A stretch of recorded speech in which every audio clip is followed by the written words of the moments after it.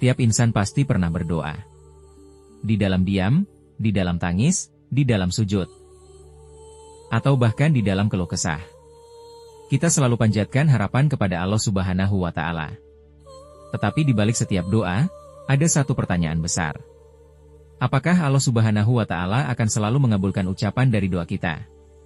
Sebelum kita masuk ke dalam.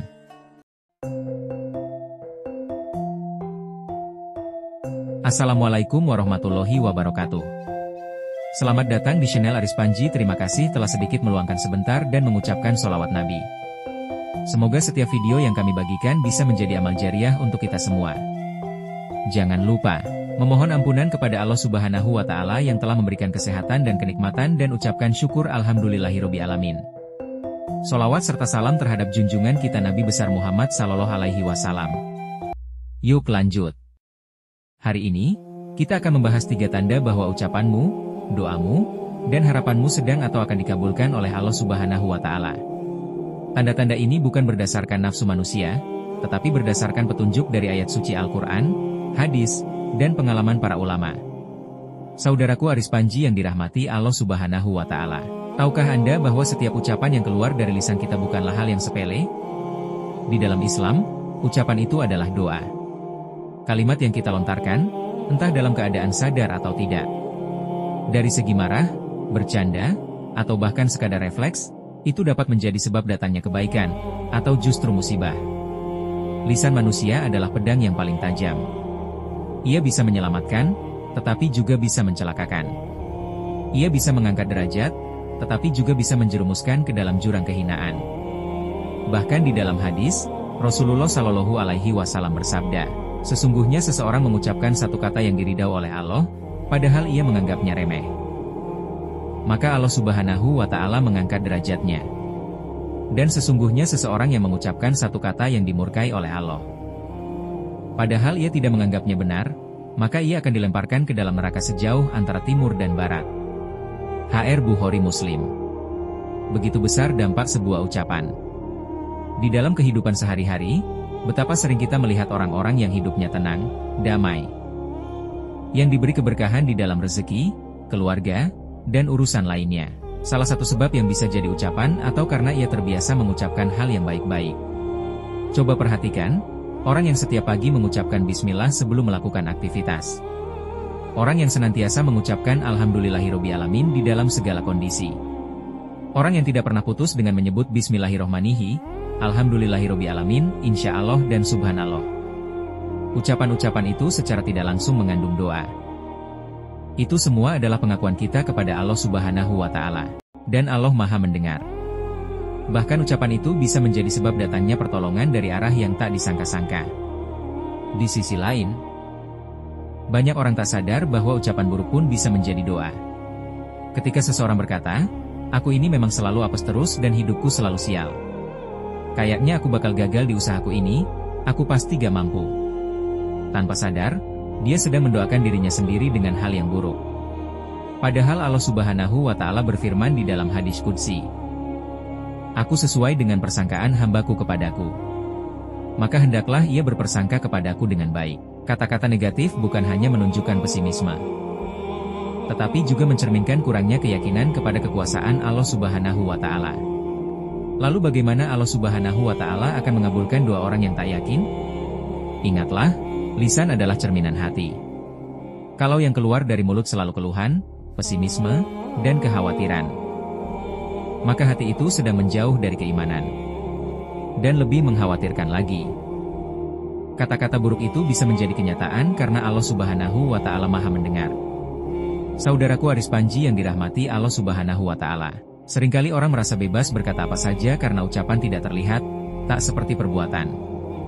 Tetapi Islam mengajarkan bahwa lisan pun akan dimintai pertanggungjawaban dan semuanya dicatat dan tak ada yang terlewati. Bahkan keluh kesah kecil pun tercatat. Canda yang berlebihan pun tercatat. Ucapan marah pun dicatat. Maka berhati-hatilah. Lalu bagaimana seharusnya kita bersikap untuk ucapan kita? Arahkan setiap ucapan menjadi doa. Biasakan mengatakan hal-hal yang baik. Contoh kecil ya teman-teman.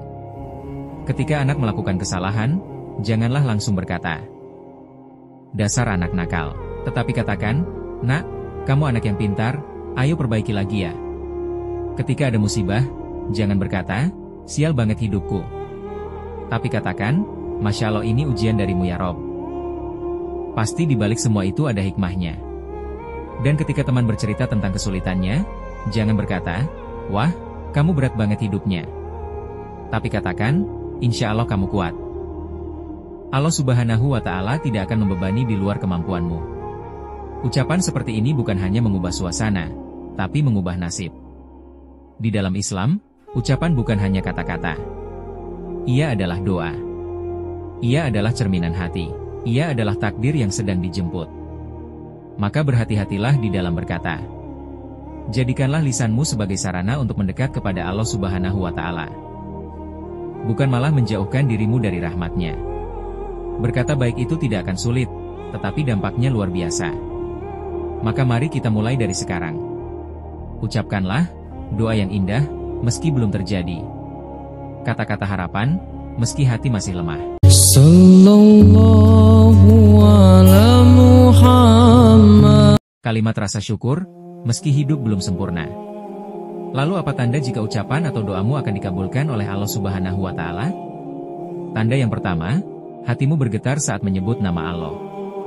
Allah Subhanahu wa Ta'ala berfirman di dalam surah Al-Anfal ayat 2. Sesungguhnya orang-orang yang beriman itu adalah mereka yang apabila disebut nama Allah, bergetarlah hati mereka, dan apabila dibacakan ayat-ayatnya, bertambahlah iman mereka. Nah teman-teman, ucapan yang keluar dari hati yang hidup akan mengetuk pintu langit dengan lebih cepat. Ketika engkau mengucap doa, harapan, atau bahkan hanya sebuah istighfar. Dan hatimu bergetar, air matamu mengalir tanpa paksaan, dan jiwamu seperti meleleh di hadapan Allah Subhanahu wa Ta'ala. Itu adalah tanda pertama. Allah Subhanahu wa Ta'ala sedang memperhatikanmu. Itu bukan getaran biasa. Itu adalah getaran rohani. Tanda bahwa pintu langit sedang dibuka untukmu. Jangan remehkan air mata di dalam sujudmu. Jangan anggap biasa ketika hatimu terasa sangat dekat dengannya. Karena bisa jadi, itulah saat di mana Allah Subhanahu wa Ta'ala mengabulkan ucapamu, bahkan sebelum engkau selesai berdoa. Tidaklah seorang hamba mengucapkan doa yang tidak mengandung dosa, dan tidak memutus silaturahim, dan tidak tergesa-gesa, kalau ingin cepat dikabulkan, melainkan Allah pasti akan mengabulkannya. HR Bukhari Muslim, lihatlah isi ucapanmu. Apakah yang kamu pinta adalah kebaikan, bukan untuk balas dendam, bukan untuk menyakiti, bukan karena iri, bukan karena emosi. Kalau ucapanmu dari lahir dan dari niat yang bersih, mengandung kasih atau menyatukan dan bukan memecah. Tanda yang kedua. Allah Subhanahu wa Ta'ala mencintai ucapan itu. Ucapan yang Allah sukai adalah doa yang bersih dari syahwat dan niat buruk. Seperti doa Nabi Yusuf yang berkata, "Ya Allah, aku pilih penjara, daripada aku melakukan maksiat." Bayangkan Nabi Yusuf pun memilih ucapan yang suci dan rela dengan kesulitan demi menjaga kehormatan di hadapan Allah Subhanahu wa Ta'ala. Tanda yang ketiga, setelah mengucap, Allah Subhanahu wa Ta'ala memberimu kesabaran. Inilah yang paling jarang disadari. Doa yang selalu dikabulkan adalah doa yang seringkali diawali dengan ujian. Allah Subhanahu wa Ta'ala berfirman, apakah manusia mengira bahwa mereka akan dibiarkan berkata, "Kami telah beriman," sedang mereka belum diuji?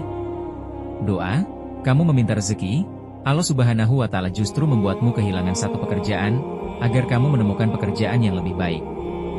Kamu meminta jodoh, Allah Subhanahu wa Ta'ala menjauhkanmu dari orang yang salah, agar hatimu siap menyambut jodoh yang tepat.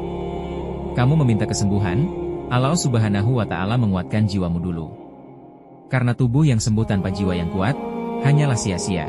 Jika setelah mengucap doa, Allah Subhanahu wa Ta'ala tidak akan langsung memberi hasil, tetapi justru menanamkan kesabaran dan kekuatan di dalam dirimu, itulah tanda yang ketiga. Allah Subhanahu wa Ta'ala sedang menyiapkan pengabulan doamu. Terkadang kita terlalu sibuk melihat hasil, hingga lupa melihat proses yang penuh berkah. Jangan putus asa, teruslah berdoa, teruslah berkata yang baik.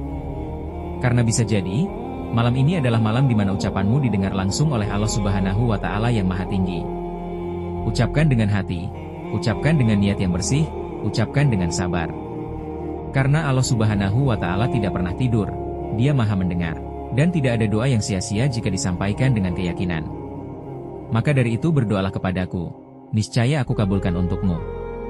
Tiga tanda ini bukan satu-satunya, tapi cukup menjadi pertanda bahwa Allah Subhanahu wa Ta'ala mencintai ucapanmu. Bahkan jika tidak dikabulkan sekarang, bisa jadi Allah Subhanahu wa Ta'ala menyimpannya untuk waktu yang terbaik, atau menggantikannya dengan yang lebih baik, atau menghindarkanmu dari keburukan yang kamu tidak tahu. Maka jangan berhenti mengucapkan doa yang baik dan jangan lelah untuk berharap, dan jangan malu menangis kepadanya. Karena selama hati kita masih hidup, dan niat kita masih suci, serta dengan kesabaran masing-masing yang kau jaga, insya Allah ucapanmu sedang menuju pengabulan. Nah teman-teman, mulai hari ini, jangan anggap remeh apa yang kau ucapkan. Karena setiap kata bisa menjadi doa, baik untuk keberkahan, atau sebaliknya. Maka biasakanlah berkata yang baik, penuh harapan, dan penuh iman. Karena siapa tahu, dari satu ucapan sederhana, takdir hidupmu berubah untuk selamanya. Lebih dan kurangnya mohon dimaafkan, yang benar datangnya dari Allah Subhanahu wa Ta'ala. Khilaf atau keliru itu datangnya dari saya pribadi sebagai manusia biasa. Sampai ketemu di video seru yang penuh makna selanjutnya. Saya akhirnya wassalamualaikum warahmatullahi wabarakatuh.